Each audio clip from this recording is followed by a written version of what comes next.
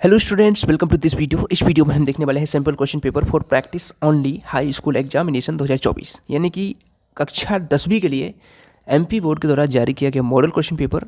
और इसमें हम आज क्लास 10th का सोशल साइंस का यानी सामाजिक विज्ञान का मॉडल क्वेश्चन पेपर सॉल्व करने वाले हैं। आप सबको पता है कि आपकी बोर्ड परीक्षाएं जल्दी शुरू होने वाली हैं, उसके लिए मॉडल पेपर एमपी बोर्ड ने जारी किए हैं और इनके आधार पर आपको क्वेश्चन पेपर ऐसा ही पूछा जाता है। ठीक है, यदि आप लोग पूरे पिछले ईयर के पेपर देखना चाहते हैं, उनके सॉल्यूशन देखना चाहते हैं, तो आप हमारे चैनल पे विजिट कर सकते हैं। डिस्क्रिप्शन में लिंक है, ठीक है। और उसमें आपको सभी प्रीवियस ईयर क्वेश्चन पेपर, मतलब पिछले साल के पूरे पेपर मिल जाएंगे, उसके सॉल्यूशन भी मिल जाएंगे, क्योंकि उस समय मैंने सॉल्व कराए थे और पूरे वीडियो आप देख सकते हैं सभी विषयों के। ठीक है, तो इसमें हम आज ये क्वेश्चन है सॉल्व करेंगे। तो देखिए, सभी प्रश्न अनिवार्य हैं। निर्देश आपके इस प्रकार से पेपर में आते हैं। 1 से लेकर 5 तक के जो प्रश्न है उसमें 30 ऑब्जेक्टिव क्वेश्चन रहेंगे। हम इनको पहले सॉल्व करेंगे, उसके बाद 6 से लेकर आगे के जो क्वेश्चन है वो देखेंगे और सभी के आंसर कंप्लीट करेंगे। तो सबसे पहले यहाँ पर देख सकते हैं मॉडल क्वेश्चन पेपर यहाँ से शुरू होता है बहुविकल्पीय प्रश्नों से। पुरानी जलोढ़ मिट्टी को क्या कहा जाता है? ठीक है, तो इस प्रकार से आप देख लीजिए, ये जो है पूरा मॉडल क्वेश्चन पेपर है। इसके सॉल्यूशन मैंने बना रखा है पीडीएफ। यदि आप उस पीडीएफ को प्राप्त करना चाहते हैं तो आप हमारे इंस्टाग्राम को फॉलो कर लीजिए। इंस्टाग्राम की स्टोरी में ये मैं लिंक लगा दूंगा, तो आप पीडीएफ डायरेक्ट वहाँ से डाउनलोड कर पाएंगे। ठीक है, तो आप लोग क्या करिए, इंस्टाग्राम पर फॉलो जरूर कर लीजिए, और फॉलो कर लेंगे तो वहाँ पर आपको स्टोरी भी आप देख सकते हैं फिर आपको वहाँ पर डाउनलोड लिंक मिल जाएगी। ठीक है, और वहीं पे मिलेगी। ठीक है, आज मैं ना वेबसाइट पे डाल रहा हूँ ना ही टेलीग्राम पर। इंस्टाग्राम को आप फॉलो कीजिए, वहाँ पर डालेंगे। ठीक है, तो इस प्रकार से आपको पूरा मॉडल क्वेश्चन पेपर देख लीजिए। अब हम इनके सॉल्यूशन देखते हैं। मैंने अलग से पीडीएफ बना रखा है इसका, उसमें हम सॉल्यूशन देखते हैं। पूरा पेपर हो गया, चलिए हम देखते हैं इनके सॉल्यूशन। तो देखिएगा, ये है पूरा आपका एमपी बोर्ड का 2024 का मॉडल पेपर, जो कि एमपी बोर्ड ने जारी किया है, कक्षा 10वीं सामाजिक विज्ञान। ठीक है, तो चलिए स्टार्ट करते हैं। देखिए, हमारे द्वारा ये सॉल्यूशन बनाया जा रहा है और इसको अभी से लाइक कर दीजिए, और चैनल पे नए हैं तो सब्सक्राइब कर लीजिए, क्योंकि जानकारी टीच लगातार आपकी मदद करता है और डेफिनेटली आपको परीक्षा में टॉप करवाता है, और आप लोग पिछले वीडियो से देख सकते हैं। ठीक है, और क्लास 10th के लिए जितने वीडियो अवेलेबल हैं प्लेलिस्ट पे जाके देखिएगा, और उससे आपकी परीक्षा की तैयारी बेहतरीन होगी। प्रश्न 1 में बहुविकल्पीय प्रश्न आपके इसमें दिए गए हैं 6 नंबर के। तो देखिए, पहला क्वेश्चन उसमें पूछा गया है, पुरानी जलोढ़ मिट्टी को क्या कहा जाता है? तो इसका सही उत्तर हो जाएगा खादर। ठीक है, तो यहाँ पर उत्तर मैंने लिख दिया है खादर, तो ये आपका बी ऑप्शन इसमें टिक कर लेना है। ठीक है, इसी प्रकार से आगे के प्रश्न चलिए देखते चलते हैं। एक एक क्वेश्चन को हम कंप्लीट करते चलेंगे। बांधों को आधुनिक भारत का मंदिर किसने कहा है? सही उत्तर हो जाएगा जवाहरलाल नेहरू ने।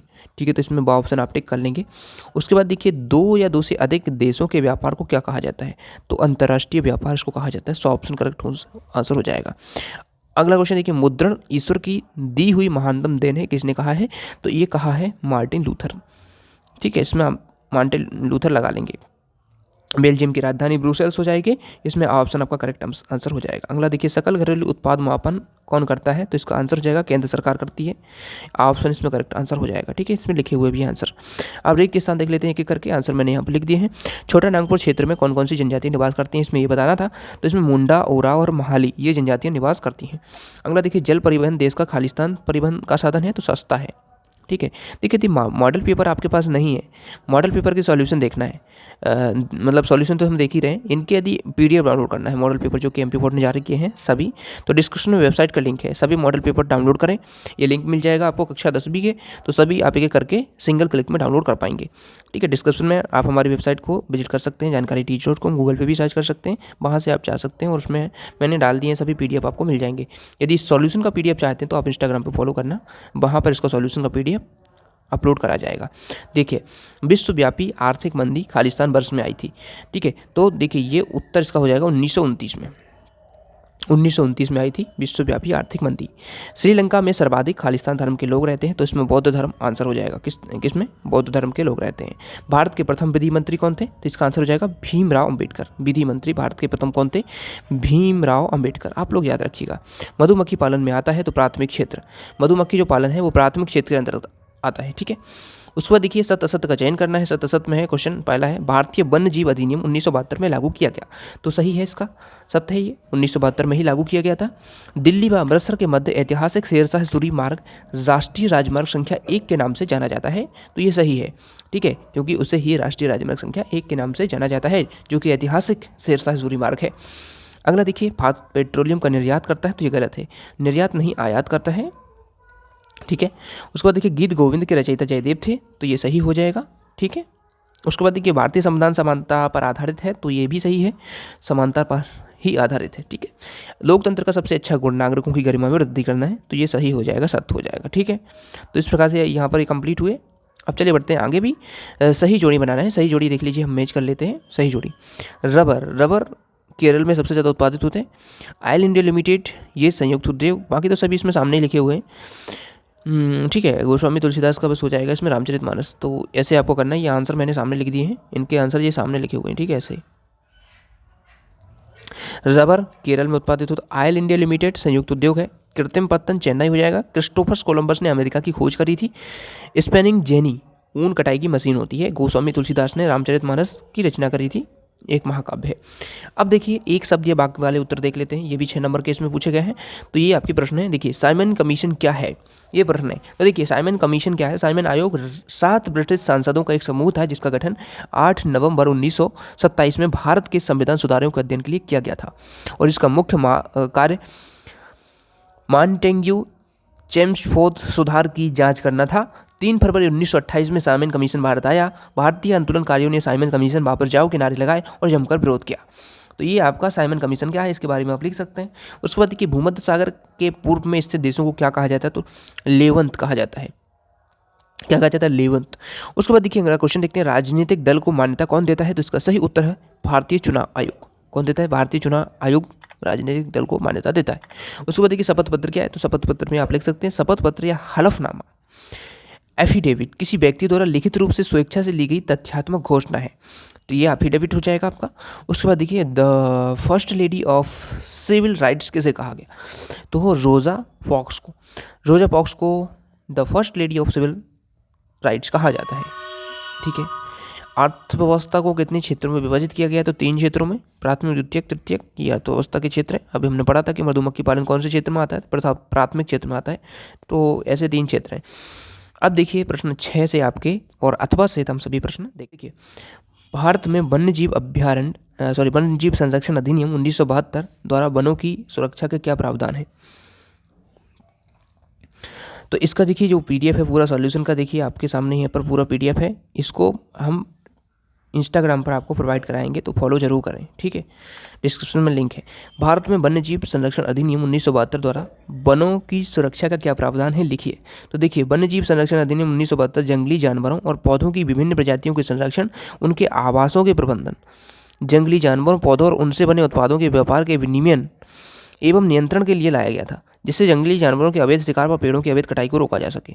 तो ये वन्य जीव सुरक्षा अधिनियम संरक्षण अधिनियम 1972 है, और ये इसके प्रावधान हैं वो आप देख सकते हैं क्या क्या प्रावधान है। अब इसमें अथवा वाला क्वेश्चन पूछा गया, वन्य जीव संरक्षण के उपाय लिखिए। उपाय बताना है वन्य जीव संरक्षण के। देखिए उपाय देख सकते हैं, इसमें काफ़ी सारे लिखे हुए हैं, आप लोग 4-5 उपाय कर लें याद। ठीक है, 2 नंबर के हिसाब से देख लीजिए। राष्ट्रीय उद्यानों का विकास तथा रखरखाव, गैर कानूनी तरीके से वन्य जीवों के शिकार एवं वन्य जीव उत्पादों के अवैध जिस पर व्यापार पर प्रतिबंध लगाना, राष्ट्रीय उद्यानों अभ्यारण्यों के आसपास क्षेत्रों में पारिस्थितिकी का विकास करना, वन विनाश पर रोक करना, वन क्षेत्र में वृद्धि करना।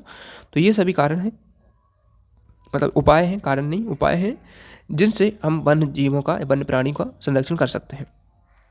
7वां क्वेश्चन देख लीजिए, ये भी 2 नंबर वाला है। कृषि के प्रमुख प्रकारों को नाम बताना है। तो देखिए कृषि कितने प्रकार की होती है, निर्वाह खेती एक तो होती है, सब्सटेंस फार्मिंग, उसके बाद बागवानी खेती होती है, हॉर्टिकल्चर एग्रीकल्चर, गहन कृषि, इंटेंसिव फार्मिंग होती है, स्थानांतरित कृषि होती है, शिफ्टिंग एग्रीकल्चर, व्यापक कृषि, एक्सटेंसिव एग्रीकल्चर एंड वाणिज्यिक कृषि, कमर्शियल एग्रीकल्चर।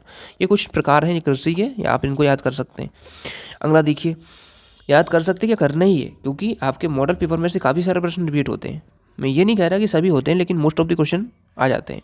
वाणिज्यिक कृषि की कोई 2 विशेषता लिखिए। देखिए वाणिज्यिक कृषि की विशेषता इस प्रकार से है, वाणिज्यिक कृषि में प्रति हेक्टेयर उत्पादन तो कम होता है, लेकिन कृषि भूमि के बड़े क्षेत्रफल के कारण कुल उत्पादन अधिक रहता है।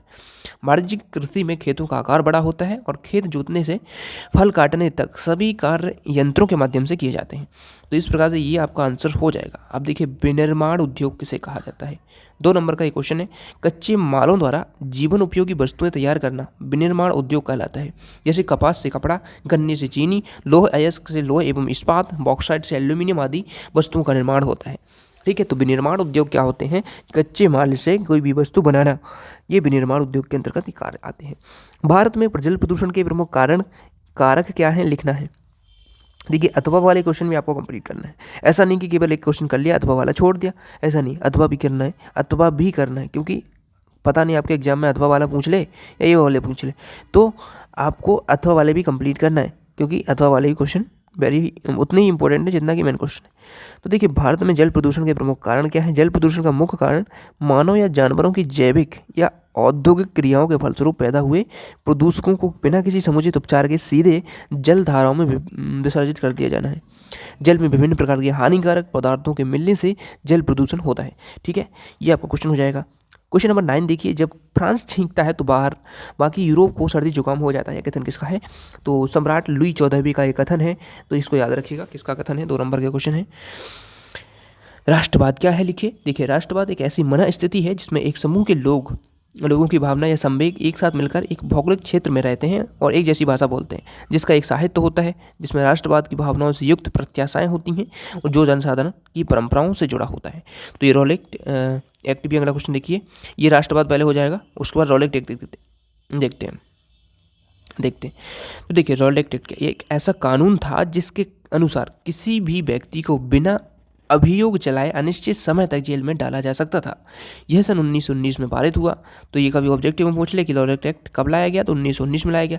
रॉलेट एक्ट का प्रमुख उद्देश्य राष्ट्रीय आंदोलनों को कुचलना था, अतः गांधी जी ने इस एक्ट का व्यापक विरोध किया। तो रॉलेट एक्ट से आप क्या समझते हैं, ये आपका आंसर हो जाएगा। दांडी यात्रा का क्या उद्देश्य था? देखिए गांधी जी ने 12 मार्च को साबरमती से अरब सागर दांडी के तटीय शहर तक 78 अनुयायियों के साथ 241 मील की यात्रा की। इस यात्रा का उद्देश्य गांधी और उनके समर्थकों द्वारा समुद्र के जल से नमक बनाकर ब्रिटिश नीति का उल्लंघन करना था। ठीक है, तो इस प्रकार से दांडी यात्रा आप समझा सकते हैं। अब 11वां क्वेश्चन देखिए, कॉर्न लॉ क्या था, उन्हें क्यों पारित किया गया था? तो ब्रिटिश सरकार ने बड़े भूस्वामी के दबाव में सरकार ने मक्का के आयात पर पाबंदी लगा दी थी। ठीक है, जिन कानूनों के सहारे सरकार ने यह पाबंदी लागू की थी उन्हें कॉर्न लॉ कहा जाता था। ये हो जाएगा कॉर्न लॉ। ठीक है, देखिए ब्रिटेन में भोजन की बढ़ती मांग को पूरा करने के लिए उठाए गए 2 कदमों को लिखिए। तो देखिए ये कदम है उठाए गए थे, जो पूर्वी यूरोप, रूस, अमेरिका और ऑस्ट्रेलिया में भूमि साफ की गई, नए बंदरगाह बनाए गए और नए माल भेजने के लिए पुराने बंदरगाहों का विस्तार किया गया। तो इस प्रकार से ये यहाँ पर कंप्लीट हो जाता है 11वां अथवा वाला क्वेश्चन भी। स्टेपलर फुलर का क्या अर्थ है? तो देखिए ऐसा व्यक्ति जो रेशम के हिसाब से ऊन को स्टेपल करता है या छांटता है वो स्टेपलर है। और फुलर क्या है? ऐसा व्यक्ति जो फुल करता है यानी चुन्नटों के सहारे कपड़ों को समेटता है, स्टेपलर फुलर। स्पिनिंग यानी क्या है? स्पिनिंग यानी जेम्स हारग्रीव्स द्वारा 1764 ईस्वी में बनाया गया एक मशीन था। उस मशीन ने कताई की प्रक्रिया बहुत ही तेज कर दी थी। इससे मजदूरों की मांग घटने लगी। एक पहिया घुमाने वाला एक मजदूर बहुत सारी तकलियों को घुमा देता था और एक साथ कई धागे बनने लगते थे। तो स्पिनिंग यानी एक मशीन थी जिससे धागे बनाए जाते थे और ये बहुत ही ज़्यादा फास्ट था, जिससे क्या हुआ कि मशीनों का आविष्कार हो गया तो फिर लोगों की ज़रूरत कम होने लगी, क्योंकि जब मशीन इतने काम कर दे रही तो लोगों को क्यों रखेगा कोई। तो इसकी वजह से ये विरोध भी किया गया इस मशीन का कि इसको हटाया जाए, क्योंकि इससे लोगों का क्या है, रोजगार खत्म हो रहा है। राजनीतिक दल क्या है लिखिए। राजनीतिक दल क्या होते हैं? राजनीतिक दल ऐसे लोगों के समूह को कहते हैं जो एक जैसे विचार रखते हैं, देश की समस्याओं पर एक मत होते हैं और देश की सत्ता पर अपना अधिकार जमाना चाहते हैं और उनकी लोकतांत्रिक व्यवस्था को बनाने, चुनाव लड़ने, संविधान बनाने तथा सरकार के गठन और संचालन में महत्वपूर्ण भूमिका निभाते हैं। तो ये आपका हो जाएगा राजनीतिक दल क्या होते हैं। चुनाव आयोग का गठन कब हुआ और इसका मुख्यालय कहाँ है? चुनाव आयोग का गठन 20 जनवरी 1950 को किया गया। इसका मुख्यालय नई दिल्ली में है। ठीक है, तो चुनाव आयोग का गठन और मुख्यालय आप याद रखेंगे। वैध सरकार क्या होती है? देखिए वैध सरकार उस सरकार को कहते हैं जो कानूनी रूप से लोगों के द्वारा चुनी गई हो, अथवा दूसरे शब्दों में जनता की सरकार को वैध सरकार कहा जाता है। ठीक है, तो ये 2 नंबर के क्वेश्चन है, याद रखिएगा इनको सबको को। राजनीतिक समानता क्या है? संविधान के द्वारा राजनीति में सबका समान स्थान है तथा देश के राजनीतिक क्रियाकलापों में सभी को बिना किसी भेदभाव के भाग लेने का अधिकार है। राजनीतिक समानता हो जाएगी। अगला देखिए, विकास का क्या अर्थ है लिखिए। देखिए क्वेश्चन काफ़ी ज़्यादा है लेकिन याद तो करना पड़ेगा, क्योंकि ये सभी क्वेश्चन आपके मॉडल पेपर में हैं और ऐसे ही क्वेश्चन आपकी परीक्षा में पूछे जाएंगे। विकास का क्या अर्थ है? विकास एक प्रक्रिया है जिसमें शुद्ध प्रति व्यक्ति आय में वृद्धि होने के साथ साथ असमानता, गरीबी, निरक्षरता तथा बीमारी में कमी भी हो ठीक है। और दूसरे शब्दों में लोगों के आर्थिक जीवन में सुधार हो, उनका जीवन स्तर ऊंचा हो, ये विकास है। ठीक है, तभी हम इसको विकास मानेंगे। मानव विकास सूचकांक क्या है? Human development index. ठीक है, मानव विकास सूचकांक यानी मानव विकास सूचकांक विभिन्न देशों के सामाजिक तथा आर्थिक विकास के स्तर को मापने के लिए संयुक्त राष्ट्र संघ UN द्वारा, यूनाइटेड नेशन द्वारा विकसित और संकलित आंकड़ा है। ठीक है, तो यूनाइटेड नेशन क्या करता है? सभी देशों के सामाजिक और आर्थिक विकास को मापने के लिए एक आंकड़ा प्रस्तुत करता है कि हाँ, ये देश कितना विकसित है और कितना आर्थिक रूप से विकसित है, कितना सामाजिक रूप से, तो वो होता है मानव विकास सूचकांक। ठीक है, प्रश्न 16 देख लीजिए, द्वितीयक क्षेत्र किसे कहते हैं? तो देखिए, द्वितीयक क्षेत्र में कच्चे माल को विनिर्माण की प्रक्रिया के माध्यम से तैयार माल में बदला जाता है। इस गतिविधि को औद्योगिक गतिविधि भी कहा जाता है। अगला देखिए, अथवा वाला, इसमें मनरेगा के उद्देश्यों को लिखना है। देखिए, वीडियो थोड़ा लंबा हो सकता है क्योंकि सभी क्वेश्चन हम कंप्लीट कर रहे हैं, ऑब्जेक्टिव भी कंप्लीट कर लिए और अथवा सहित क्वेश्चन भी कंप्लीट कर रहे हैं, तो वीडियो लंबा हो जाएगा थोड़ा, तो आपको देखना लास्ट तक। ठीक है, मनरेगा के उद्देश्य देखिए, ग्रामीण भारत में रहने वाले लोगों की क्रय शक्ति में सुधार करना, एक तो ये है। महिलाओं को जीविकोपार्जन यानी जीविकोपार्जन, वो अपना जीवन स्वयं चला सकें, उसका अवसर देना और योजना की 1/3 हिस्सा महिलाओं के लिए आरक्षित करना। मनरेगा योजना ग्रामीण लोगों की कानूनी गारंटी प्रदान करती है, मतलब उनको प्रदान करती है कि उनको काम दिया ही जाएगा। तो ये सभी देख सकते हैं इनके उद्देश्य। ठीक है, वैश्वीकरण का अर्थ स्पष्ट करना है। 17वां क्वेश्चन देखिए, वैश्वीकरण का अभिप्राय है किसी देश की अर्थव्यवस्था को विश्व के अन्य देशों की अर्थव्यवस्था से जोड़ने से, जिससे व्यावसायिक क्रियाओं का विश्व स्तर पर विस्तार हो सके तथा देश की प्रतिस्पर्धात्मक क्षमता का विकास हो। इस प्रकार वैश्वीकरण को अंतर्राष्ट्रीयकरण के रूप में भी देखा जाता है। अन्य शब्दों में वैश्वीकरण का अर्थ देश की अर्थव्यवस्था को विश्व की अर्थव्यवस्था के साथ एकीकृत करना होता है। विशेषताएं आप देख सकते हैं, सार्वभौमिकरण एक विशेषता हो जाएगी, इसमें आप पढ़ सकते हैं। एकीकरण दूसरी विशेषता है, तीसरा है सजातीयता। तो ये 3 विशेषताएं आप याद करिएगा। अगला देखिए, बहुराष्ट्रीय कंपनी क्या होती हैं, किस प्रकार वैश्वीकरण में सहायता करती हैं? लिखिए, बहुराष्ट्रीय कंपनियां विभिन्न देशों में अधिक से अधिक निवेश करती हैं, जिससे वैश्वीकरण के कारण व्यापार तथा निवेश के क्षेत्र में विभिन्न देशों में एकीकरण में वृद्धि होती है। एक देश की तकनीकी पूंजी और श्रम दूसरे देश में काम आने लगेंगे, जिससे विश्व की अर्थव्यवस्था का विकास होगा। तो ये सभी प्रश्न थे। आप आगे के प्रश्न देखिए, ये सभी प्रश्न हैं, इनके हम कितने प्रश्न हो गए हैं? 17 तक हमने कंप्लीट कर लिए, 4-5 प्रश्न और रह गए हैं। ठीक है, 17 और 6 प्रश्न और रह गए हैं। 6 प्रश्न हम पार्ट सेकंड बनाएंगे, उसमें बता देंगे, क्योंकि वीडियो काफ़ी ज़्यादा लंबा हो चुका है। ठीक है, और यहाँ पर सॉल्यूशन भी अभी बन रहा है। ठीक है, आगे का नहीं बना है, मैं जल्दी बना दूंगा। तो आप लोग फुल सॉल्यूशन लिख दीजिए कमेंट में। साथ ही आप टेलीग्राम को भी ज्वाइन कर सकते हैं और इंस्टाग्राम पर इसका PDF तो मिलेगा ही। ठीक है, तो इंस्टाग्राम को फॉलो जरूर कर रहे हैं। इंस्टाग्राम पे अपना चैनल है जानकारी टीच के नाम से ही। और यदि आप सभी विषयों के मॉडल पेपर डाउनलोड करना चाहते हैं तो डिस्क्रिप्शन में लिंक है वेबसाइट की, वहाँ पर जा सकते हैं और आप लोग डाउनलोड कर सकते हैं एक एक विषय का। चलिए, आगे भी इसी प्रकार से अन्य सॉल्यूशन भी अन्य विषयों की भी प्रोवाइड कराए जाएंगे, और जिनके प्रोवाइड करा दिए गए हैं आप चैनल पर जाके देख सकते हैं। चलिए, मिलते हैं नेक्स्ट वीडियो में। Thanks for watching.